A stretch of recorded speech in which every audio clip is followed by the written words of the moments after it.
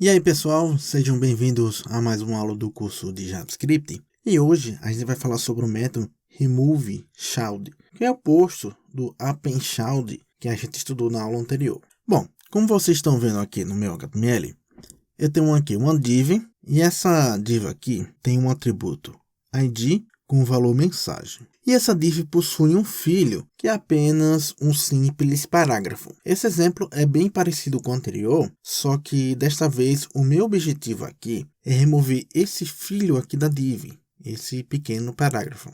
E para isso é que existe esse método, o removeChild. Para remover o parágrafo, eu preciso primeiro acessar o seu elemento pai, que é essa div aqui que eu já mostrei. Então eu vou fazer o seguinte, vou vir aqui no script e vou passar aqui a variável mensagem, que vai receber o nosso document.getElementById. E aqui dentro eu vou passar a mensagem no formato de string.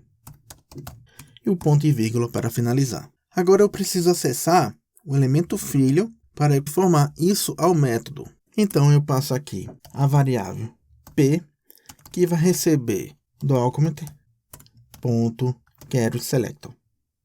E para selecionar o parágrafo, eu vou passar aqui o seu seletor de ID, né? Eu passo aqui aspas duplas, passo aqui a nossa tralha, passo aqui mensagem e por último o P de parágrafo. E novamente ponto e vírgula para finalizar. Pronto! Agora que eu selecionei os dois elementos, basta agora usar o removeChild, que deve sempre partir do elemento pai. Como o nome do próprio método já diz, remover o filho. Por isso que é a partir do elemento pai que o método é executado. Pronto, como eu já selecionei os dois elementos, eu vou passar aqui mensagem.removeChild. E aqui dentro passo a variável p, que representa o filho que eu quero remover. Com isso agora, basta atualizar aqui no navegador e veja que o elemento foi removido do DOM. O problema desse método é que eu preciso partir do elemento pai. Como vocês viram, eu não posso remover simplesmente o elemento por si próprio. Mas existe uma forma em que não precisa do elemento pai para remover elementos. Então, eu vou fazer o seguinte. Eu vou comentar essa linha que eu fiz agora, que removeu o elemento. E aqui eu vou fazer o seguinte. Eu vou passar aqui a variável p, que representa o parágrafo. Passo aqui parent node. Esse parent node retorna o pai do elemento. Aí como p representa o parágrafo, que é o elemento que eu quero remover, esse parent node vai retornar div, que é o seu elemento pai.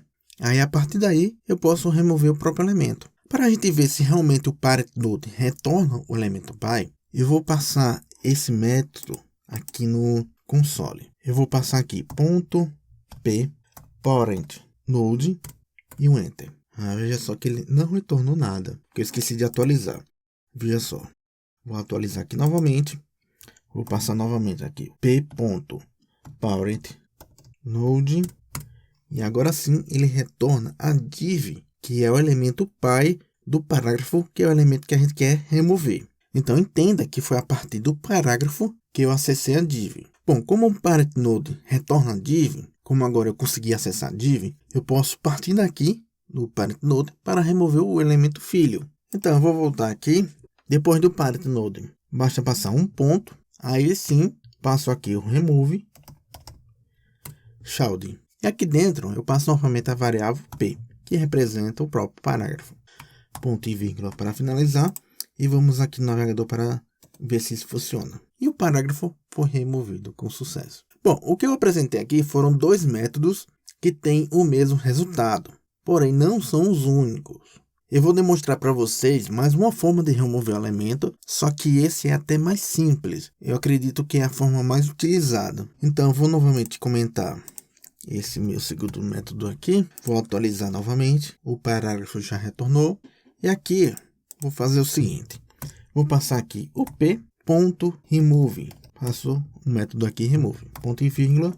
Atualizo e veja que esse método remove removeu o elemento de uma forma mais simples. Então, como vocês viram aí, o método remove remove o elemento sem precisar do elemento pai. É a forma mais fácil de fazer isso. Existe, porém, uma outra forma de remover o elemento Só que dessa vez partindo do elemento pai, mas sem dizer para ele, sem repassar ao método, como a gente fez aqui, qual o elemento filho que deve ser removido. Bom, o que eu tinha para falar na aula de hoje é só isso mesmo. Espero que vocês tenham curtido esse conteúdo e agora a gente se vê somente na próxima aula. Até mais!